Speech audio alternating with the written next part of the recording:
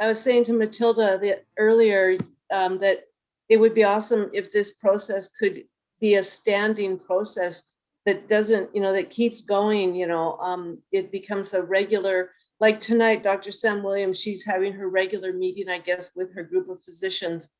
I think this kind of a setup needs to continue to happen where physicians can, meet with the New Channel elders, because it's just so exciting. And I thank you, Ian, for the work that you do in promoting this. And we're hoping that you can help keep it happening in the future as we move along. Especially, it's just important. I mean, we're just on our way out of a pandemic that was really traumatic for our communities. And that's partly due to the history of epidemics and what's happened there.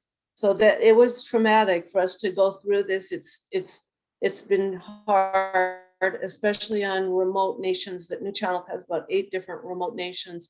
So that's been really tough, and we're now getting, hopefully to the other side slowly here. I feel it.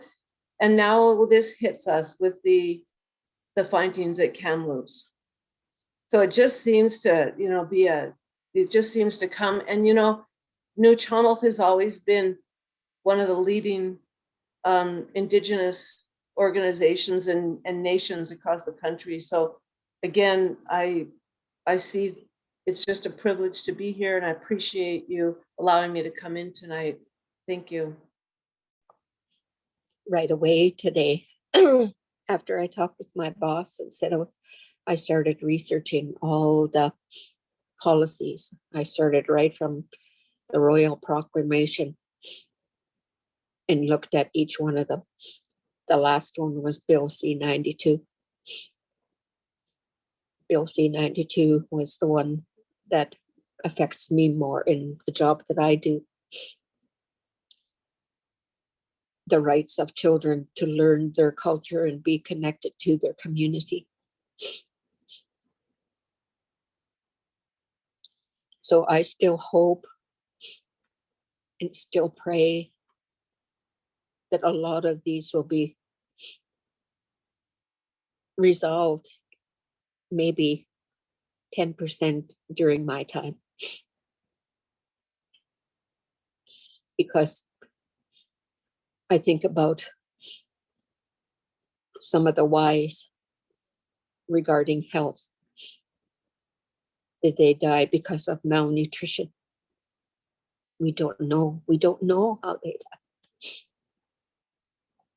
And those are the things that we are suffering with today.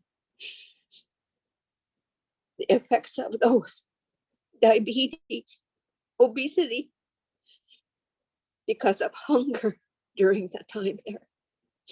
Hunger. What happened when we left there? All we want was to eat, good food, good food, good food. And it caused many health issues. And it still is today. Because the record player keeps playing over and over every time if something comes up. Like what we heard on Thursday, Friday, on the weekend. Again, I want to say thank you all.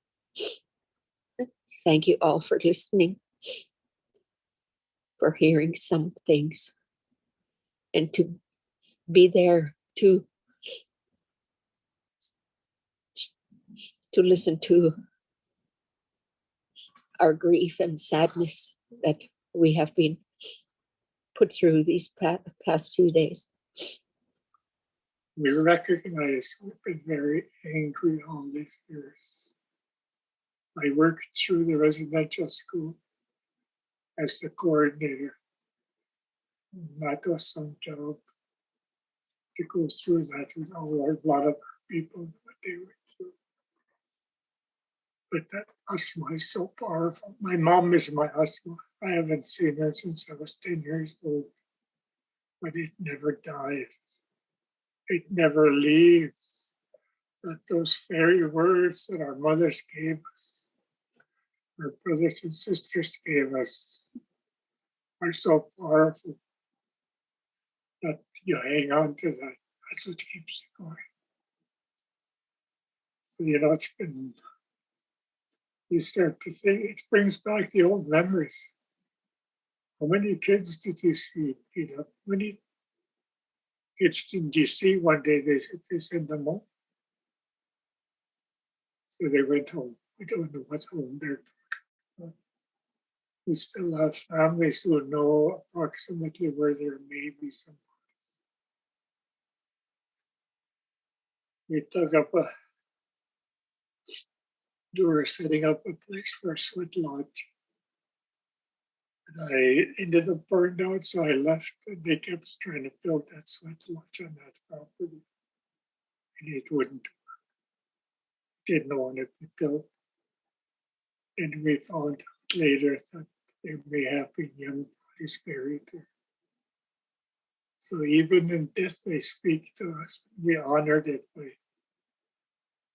because we're not supposed to move anything according to the law. And that's where it really comes in for some of us.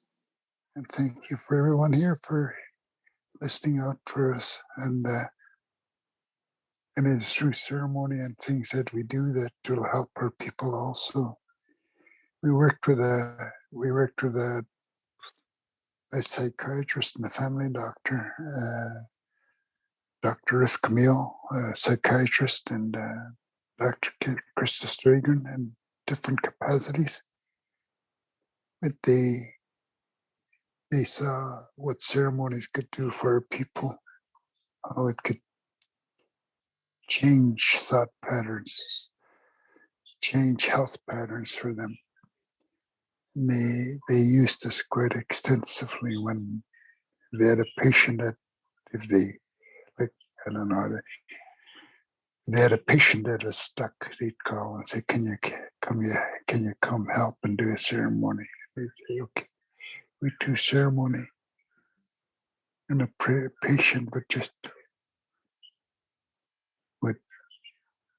would move forward. And such simple ceremonies though.